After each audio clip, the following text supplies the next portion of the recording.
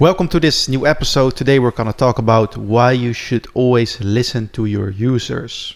Yeah, so I think the question comes from a movement called User-Centric Design, which basically says that everything you do in terms of product development, you should always involve your users. But I think you shouldn't, because I think 10 years ago when I started my career, I was kind of labeling myself as a user experience designer, and we had the golden age back then. That's what they call it, because we were basically the people that knew how to involve users in the product development cycle, in the product development, everything that you do, the whole process. And that was kind of a good time, but it was also kind of the time where the users were like, they were the kings, basically, because companies in the boardrooms, they were talking about two things. They were talking about agile product development, and they were talking about involving users in everything.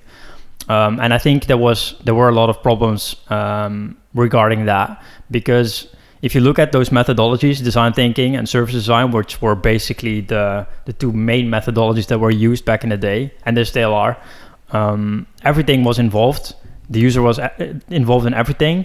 And like as a product team, as a design team, you weren't really doing a lot. You were basically creating a lot of artifacts. If you look at the methodology itself, you were designing things like user journey maps and day in the lives, and you were doing a lot of like things that weren't involving your product as much. So yeah, that's why I think you shouldn't do it as much back then as you were doing it now. And what's the best way to do it now? I think it's like kind of a combination between the two. So I think it's still helpful to have users involved, but if you look at it from like the beginning, conceptually, you want to actually do business strategy first. So you want to actually think about what, like, strategy in itself is how can I get to a certain measurable goal, and it involves like what I should do and what I shouldn't do. And maybe the shouldn't do is even more important than what I should do, because that actually is also a choice. If you ask users, let's for example take an example. Southwest Airlines, I think they started like around 1917 or 70. So in the 70s they started.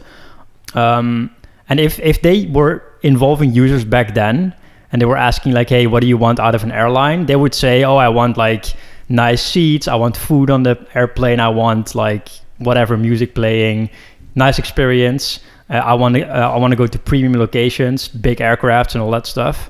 And they did the exact opposite, because they wanted to do low cost. So they actually only flew within the Texas area. They only flew on like the smaller airport, so they didn't have to pay as much fees. You didn't have much leg room at all. There was no food on the plane. They only flew with one airplane type.